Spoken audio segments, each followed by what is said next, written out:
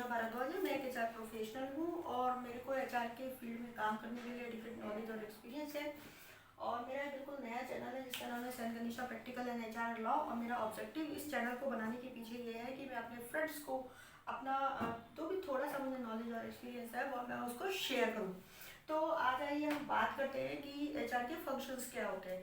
तो देखिए, human resource का एक बहुत ही वाइड स्कोप है और इसके जो फंक्शंस हैं वो बहुत ही इंपॉर्टेंट होते हैं।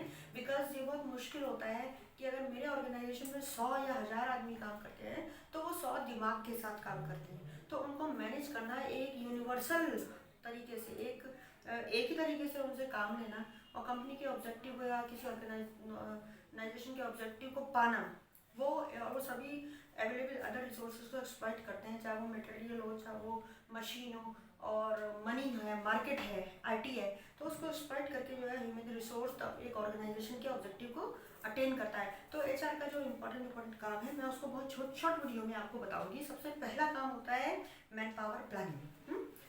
ये एचआर हेड की, एचआर डिपार्टमेंट की जिम्मेदारी है कि वो सभी कंसर्न डिपार्टमेंट के साथ कोऑर्डिनेट करके सबसे पहले ये हम एक एनालिसिस करते हैं कि इस पर्टिकुलर डिपार्टमेंट के लिए, इस पोस्ट के लिए इतने लोगों की ज़रूरत है, वो ये काम करेंगे, उनकी इतनी तनख्वाह होगी। इसमें आता है बजटिंग। उसके बाद हमारी अप्रूवल हो जाता है। अप्रूवल के बाद हमारा रिक्रूटमेंट और सिलेक्शन होता है। रिक्रूटमेंट का मतलब बायोडाटा, हम प्लेसमेंट एजेंसी से बात करते हैं या न्यूज़पेपर में ऐड निकालते हैं। उसके बाद हमारे पास बायोडाटा आते हैं। बायोडाटा आते हैं, फिर हम क्या करते हैं, स्क्रीनिंग करके इंटरव्यू लेके कैंडिडेट का सिलेक्शन करते हैं। ओके, हम कंसर्न डिपार्टमेंट से भी, हेड से भी इंटरव्यू करवाते हैं जहाँ पे उस व्यक्ति को काम करना है, क्योंकि उसको जो काम करना है उसकी स्किल्स, उसके नॉलेज और वो उस काम को कर पाएगा जिस काम के लिए हमें ज़रूरत है, वो उनके एचओडी ही उसको जो है वो आगे वेरीफाई चेक करते हैं, फिर उसको हमको अपडेट देते हैं, हाँ दिस कैंडिडेट इज ओके।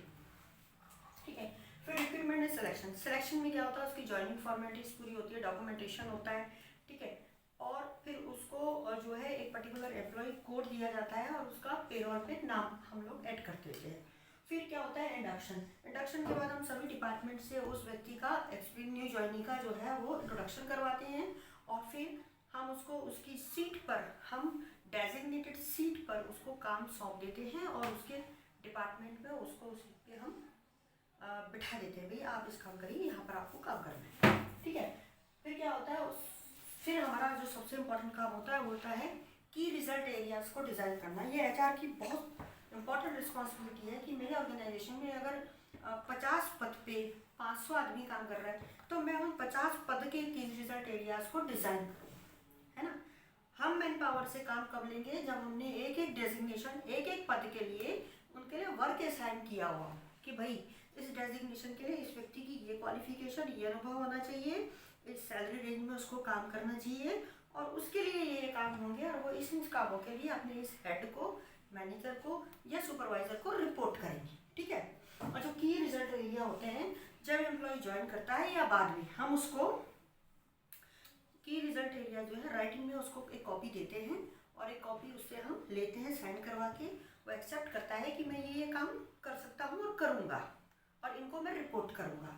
ठीक है, लेकिन ये रिजिड नहीं होते, सब्जेक्ट टू चेंज होते हैं। ओके, फिर है ट्रेनिंग एंड डेवलपमेंट। फिर एचआर का इंपॉर्टेंट काम होता है ट्रेनिंग एंड डेवलपमेंट।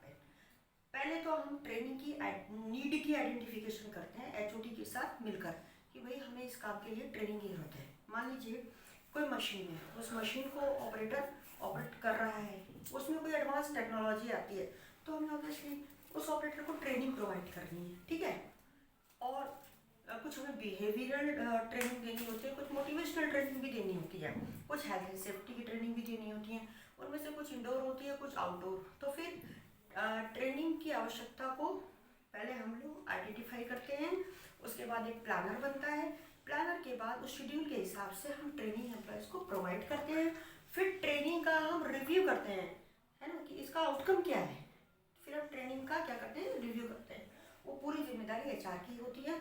वो मैनी टाइम्स संबंधित डिपार्टमेंट और ट्रेनर के साथ मिलके इस ट्रेनिंग प्रोसेस को कंप्लीट कराते हैं। ओके, और एम्प्लॉय को अगर मेरे इसको इस मार्केट में रिटेन करना है तो उसके लिए उसको ट्रेनिंग देना बहुत ज़रूरी होता है। नेक्स्ट होता है परफॉर्मेंस अप्रेजल।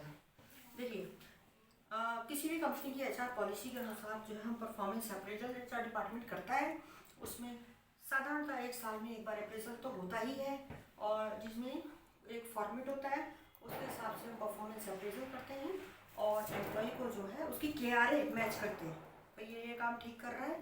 फिर एक फॉर्म, उसकी बिहेवियर कैसा है, उसकी पंक्चुअलिटी कैसी है, और उसका कम्युनिकेशन स्किल कैसा है, वो सिस्टम पे कैसा काम करके, तो ये सब उस फॉर्म में सूचना होती है। फिर उसके बाद उसके HOD के साथ मिलके और उसके इमीडिएट सुपरवाइजर के साथ मिलके एचआर अप्रेजल करता है। फिर उसको प्रमोशन, इंक्रीमेंट, जो भी उसका आउटकम आता है और रेटिंग आती है, उस हिसाब से उसको अवार्ड करते हैं। फिर आता है आपका एचआर डॉक्यूमेंटेशन। एचआर डॉक्यूमेंटेशन में क्या होता है, उसकी पर्सनल रिकॉर्ड है और एचआर के स्टेटमेंट कंप्लायंस के डॉक्यूमेंट्स होते हैं और डिफरेंट जो कम्युनिकेशन के लेटर्स होते हैं, तो वो हम प्रॉपरली इंडेक्स के अकॉर्डिंग फाइल को मेंटेन सॉफ्ट कॉपी या हार्ड कॉपी में करते हैं। Okay, then excel formalities. देखिए, एक एम्प्लॉय जा रहा है तो एचआर की सबसे बड़ी जिम्मेदारी है उसको रिटेन करना, ठीक है। पर एम्प्लॉय जाता है ना, अपने कुछ पर्सनल रीजन से जाता है, तो उसका एग्जिट इंटरव्यू लेना, उसकी एग्जिट फॉर्मेलिटीज पूरी कराना, जिसमें उसका NOC होता है, नो ऑब्जेक्शन सर्टिफिकेट, उसके बाद उसका फुल एंड फाइनल बनवाना, उसका रेजिग्नेशन राइटिंग में लेना, ये सब जिम्मेदारी एचआर की। फिर आता है स्टैट्यूटरी कंप्लीटनेस। देखिए, एचआर के जो फंक्शंस होते हैं वो कहीं ना कहीं लोकल लेबर लॉज होते हैं, उनको इम्प्लीमेंट करना होता है फैक्ट्री में। ये बहुत इंपॉर्टेंट जिम्मेदारी है एचआर की, जिसमें काफ़ी सारे एक्ट हैं, जैसे पेमेंट ऑफ अप्रेंटिस एक्ट आता है, पेमेंट वेजेस एक्ट है, मिनिमम वेजेस एक्ट है, bonus, gratuity, PF, PSI, factory act, shop and establishment act, etcetera. तो एचआर जो है उनको कंप्लाइंस कराता है फैक्ट्री में, इम्प्लीमेंट कराता है, और उसके साथ ही साथ वो लाइजनिंग भी करता है, ठीक है। PF ऑफिस, लेबर ऑफिस, और आपका कोर्ट्स में समटाइम्स ESI ब्रांच, तो यहाँ पर जाकर हम लोग लाइजनिंग करते हैं, ठीक है। फिर आता है issue of various letters. Employ आता है, जब पास करता है इंटरव्यूज को, ऑफर लेटर, फिर अपॉइंटमेंट लेटर, अगर कोई डिसिप्लिन करता है तो उसको warning letter 1 2 3, show cause notice, chargesheet, domestic inquiry, फिर उसको अवार्ड देना, ठीक है। सस्पेंशन नहीं है, सस्पेंड करना, तो वो इस तरह से ग्रीवांस हैंडलिंग और इशू ऑफ वेरियस लेटर्स, तो ये सब जिम्मेदारी एचआर की होती है। सबसे बड़ी जिम्मेदारी एचआर की है ग्रीवांस हैंडल या ग्रीवांस रिट्रेसल। अगर कोई भी देखिए, कितने सारे लोगों को मैनेज करना और उनसे एक ऑब्जेक्टिव के लिए काम लेना बड़ा मुश्किल टास्क होता है, और ये जिम्मेदारी कहीं ना कहीं एचआर डिपार्टमेंट की होती है, किसके साथ, संबंधित सुपरवाइजर और मैनेजर के साथ कोऑर्डिनेट करके। ओके, तो ग्रीवांस काफ़ी बार एम्प्लॉयज़ का, तो देखिए वो उनकी जो डिमांड्स होती हैं वो थोड़ी सी कभी ज़्यादा भी हो जाती है ना, लेकिन हमको कंपनी की एचआर पॉलिसीज और सिस्टम के हिसाब से जो प्रोसीजर है उसको फॉलो करते हुए उसको मेंटेन करना होता है। तो छोटे छोटे जो ग्रीवांस होते हैं उसको हम कोशिश करते हैं उनका रिड्रेसल बहुत ही अर्ली स्टेज पे कर ले। तो एक प्रोसीजर हमको डिस्क्राइब दिया होता है एचआर पॉलिसी के अंतर्गत, उसको हम फॉलो करते हैं। जैसे मान लीजिए कोई वर्कर आया, उसकी कोई ग्रीवांस है छुट्टी को लेकर, ज़्यादा OTRs को लेकर, तो हम उसको उसका रिकॉर्ड बताते हैं, हम उसको बात करते हैं, उसको कन्विंस करते हैं।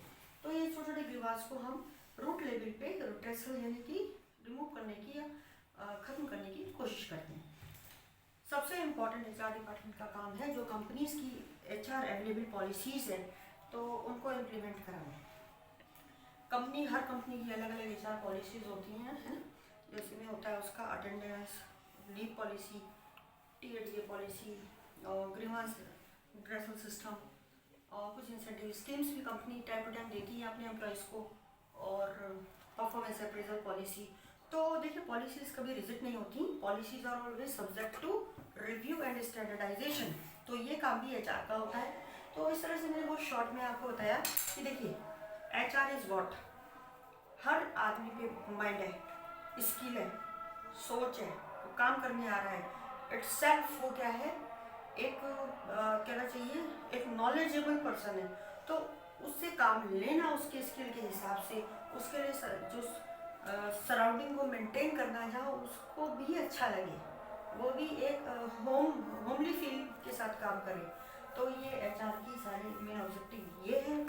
Overall main function of HR department is to manage man tactfully. Thank you friend, आपको मेरा पसंद आया होगा तो please like and share it. Thank you.